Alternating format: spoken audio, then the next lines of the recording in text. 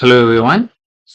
Today we are going to discuss about communicative language teaching. So we shall see what is communicative language teaching.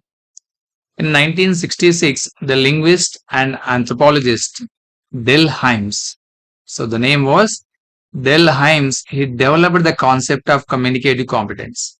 He developed the concept of communicative competence, which redefined what is meant to know a language. So, knowing the language with proper grammar and vocabulary is called as a competence developed by the Delheims. That is developed by Delheims in 1966. Such a notion encompasses a wide range of abilities. So, this notion encompasses. So, which abilities? We shall see the first one is the linguistic competence. So, what is linguistic competence? The linguistic competence is the knowledge of a grammar and vocabulary. So, the knowledge of grammar and the vocabulary is known as linguistic competence. And coming to the second one, socio-linguistic competence. What is socio-linguistic competence? The ability to say the appropriate thing in a certain social situation or contextual situation. So, this ability to saying the appropriate thing in a certain social or contextual situation is known as socio-linguistic competence.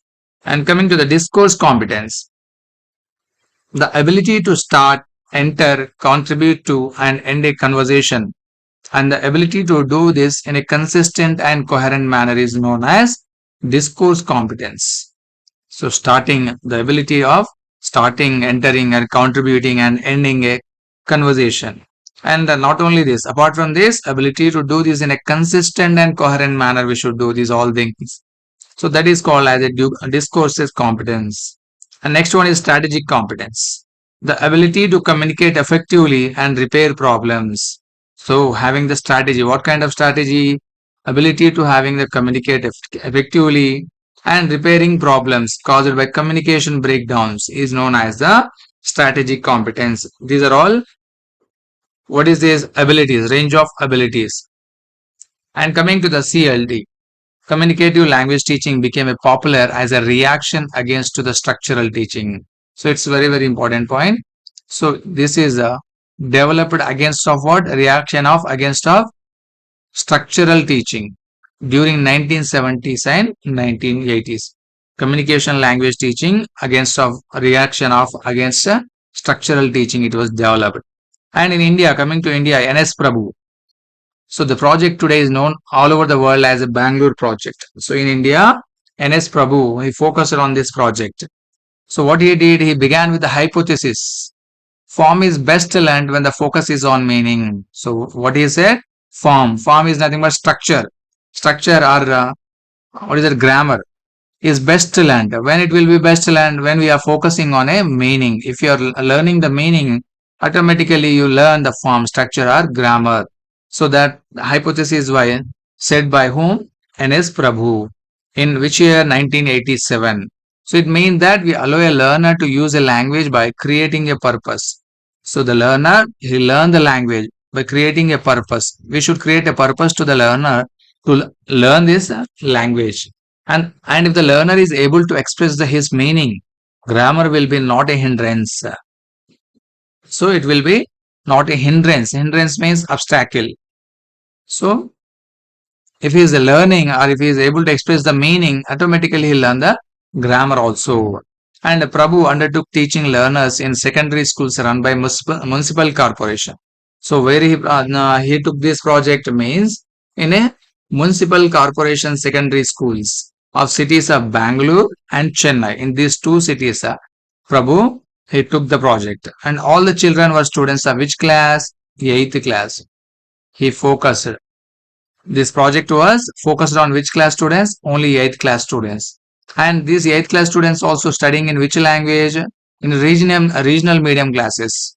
Coming to the Bangalore, Kannada language. In Chennai, Tamil language. So they were studying in Tamil language and as well as in Bangalore, Kannada languages.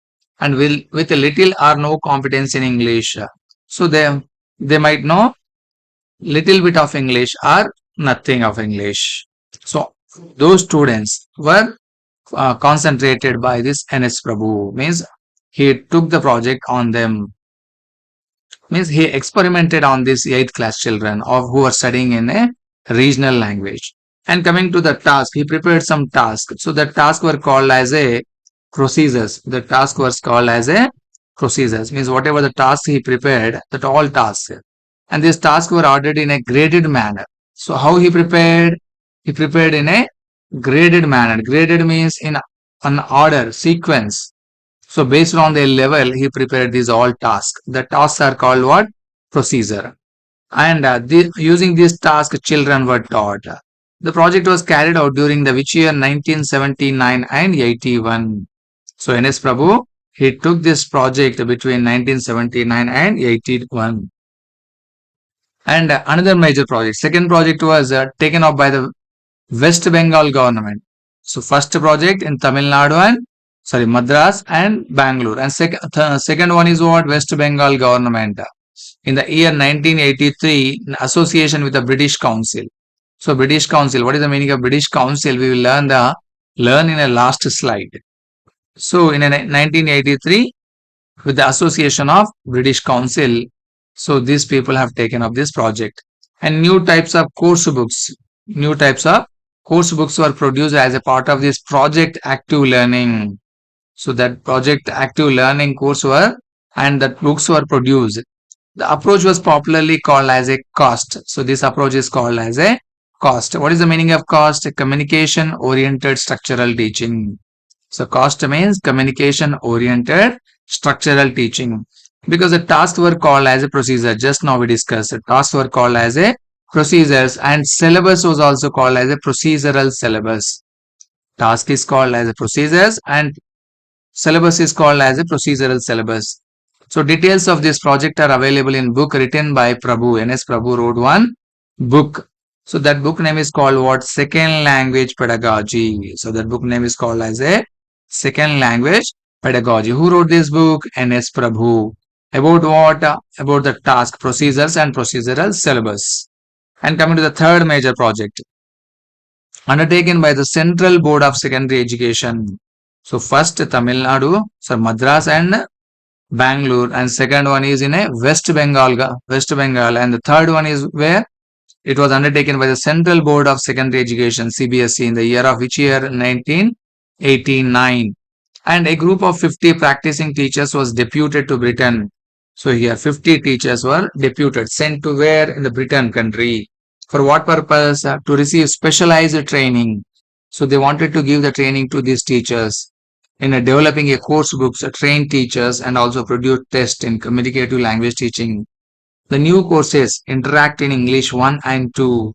So these people have focused on the new courses. So that courses were called as interact in English 1 and 2. And these were introduced in all CBSE schools in the class of 9th and 10th. So in which classes? 9th and 10th classes, CBSE have focused. And CLT, communicative language teaching, believes in providing opportunities. So yeah, major factors. Main features are what? So communicative language teaching focus on providing the opportunities to the learners. And coming to this project, believes in the research findings of linguists who maintain that all languages are learned alike. So these are all research findings of linguists who maintain that all languages are learned alike. The second language is acquired. So here we are discussing about second language. So it is acquired rather than learnt. If similar atmosphere is created in the classroom, so we should create the similar atmosphere like when the child is learning the first language, the same way we should provide the atmosphere to the students to teach the second languages also. Then he will learn easily. And first language is learned in the comfort of a home. Yes, first language where he learns, the child learns at home at a leisurely pace with encouragement received at every step. And several errors that are committed during the learning of the first language are left uncorrected. Yes. So while children are learning first language, mostly what we do, so we leave the mistakes. Means all the mistakes are left uncorrected because we'll try to identify his own mistakes by learning. So the same way, second language also should be taught with more exposure to language. And language learning needs a tolerance. Yes, language learning needs tolerance. We should have patience. And from whom we should expect this patience from whom? Part of the teacher. From the teacher, we should expect tolerance. And errors are natural part of learning. So here, errors. Everybody makes the mistakes. Everybody makes the errors. So these are all natural part of learning. And over a period of time, they take care of themselves. Yes, over a period of time, the learner will be able to identify his own errors. Then he will rectify it. Language learning happens best when the atmosphere is relaxed. Yes, exactly. Language, when he will learn, when we are providing the relaxed atmosphere, and that too usually with a purpose. So, student or learner should have the purpose. Otherwise, he will not learn the language. And the learner receives encouragement. Even we should give encouragement to the learner also. It will be helpful to them to learn the language. And coming to the communication, communication is nothing but two-way process. Yes. So if you want to communicate or if you want to express our opinion to someone, so we should expect something, a response from them, reaction from them. So that is the reason communication is a two-way process. Classroom need not always be a teacher center. Yes, it's very important point. So classroom should not be a teacher centered, and it can be a learner centered or student centered. Then only student will focus on it. All communication has a purpose. Yes, if if you're communicating with someone, definitely we will have the purpose. A teacher's job is to create opportunities, information gap, opinion gap, and cognitive gap. So teacher has to create the opportunities to the child. For what purpose? Information gap, opinion gap, and cognitive gap. These three things we'll learn in next video. Teacher is not the only source of information. Exactly. Teacher only means we should not depend on only on teacher for the source of information in the class. And learner can also be a source. Yes. Students himself also can learn. He should be as a self learner. Then he will learn. He will become himself as a source of the language. The information is shared democratically from all sources. Information should share with all democratic manner. So coming to the teacher, teacher is a giver of information. Teacher gives a lot of information. So he is a giver of information and he show the way to access information. Teacher not only the giver of information, he show the way to access the information. Learner should strive to get the information through negotiation with the materials and become self-learners through a process of discovery. Yes, students are learner who will learn in the process of discovery. Learners are active participants. If they are passive participants, so they will not learn anything. So they should be active participants and contribute to the classroom process. They should contribute to the classroom process. They should not be idle. Communication between one to many. So when we are communicating, we should have communication between one to many. Means one to one or one to two. We should not depend. We should depend on one to many because it prepares the learners for life in real world. Yes. So it prepares the child to learn from the real world, to understand the real world. So with this, the learners learn to cooperate and learn from each other. Yes, they learn from each other. Communication does not always use well-constructed full-formed sentences with correct pronunciation. Yes, if you're communicating with someone, it doesn't mean that we should make proper sentences. So it doesn't mean that we are able to make the proper sentences or we are able to give proper pronunciation. So we may have the uncorrected pronunciation or improper pronunciation as well as not grammatically correct sentences we will be able to speak even though we can have the communication. Errors need not be corrected immediately. Yes, teacher, you should not focus on the errors of the students. They should not correct immediately or always. Teacher should develop tolerance to errors. Yes, teacher should have the patience to errors. In other words, our focus should shift from accuracy to fluency. So what is required in a communicative language teaching means first one, main important thing is fluency. And the second one is what? Accuracy. Accuracy and fluency both are needed. But among these, which is the important one means fluency is the most important one. And the appropriacy also required. So next one is what? Appropriacy. And use of mother tongue is not hindrance. So mother tongue using is a not a obstacle, but can be used as a resource. So we should use as a resource. When the child is not able to understand, we can teach them in a mother tongue language. The classroom is more interactive by allowing the learners to work on tasks. Yes. So teachers should give more tasks to the students. Tasks which are problem solving. Yes, we are giving task means these are all problem solving in nature and allow the learners to think, interact with others and arrive at a solution.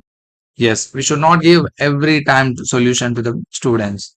Sometimes we should give opportunity to the learners also to come up with a proper solution. And group and pair work, coming to the group work and pair work. In reality, noise that is caused in such a class is productive. So every time we feel that if we are giving a group work or pair work, then they may make the nuisance in the classroom or they may disturb the classroom. But it is not exactly the correct answer because sometimes a class is productive. Sometimes group or pair work, if you are providing a work, it will be productive and leading to the considerable amounts of language learning. So then what happens? Sometimes leading to considerable amounts of language learning. The noise can be kept under check by to talk in low tones. Yes. If the pair work is going on, a group work is going on, then what they should do?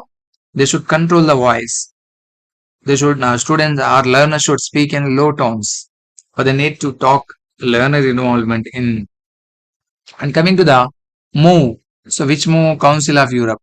Just now we discussed Council of Europe in second slide. Yes. In 1983, association with the British Council. What they did? West Bengal government started the project. So here British Council means what? British Council of Europe to design syllabuses for teaching English to non-native speakers who are adults. Yes. So this move, which one? British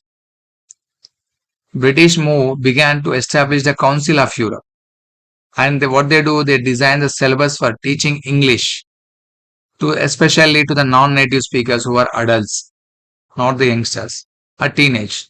Under the leadership of Wickens, a syllabus called notional syllabus. Wickens developed one syllabus. That syllabus is called as a notional syllabus. Threshold by Vanek and the wastage by Trim are other examples of such syllabus. Threshold by Van Eyck and wastage by Trim. So these people also prepare the syllabus. Noise created in a class working in groups is said to be pregnant. Yes. If the noise is created in the classroom, so while they are working with the groups, so that noise is called as a pregnant for this produces language. Noise created by boredom is said to be sterile. Yes. Sometimes when we go to sometimes when the noise is created in the classroom, so that noise is called as a sterile and administrative. Administrative also we can call. Thank you all. Thank you for watching this video. I request you to subscribe the channel and whoever not subscribed the channel, kindly I request you to subscribe it.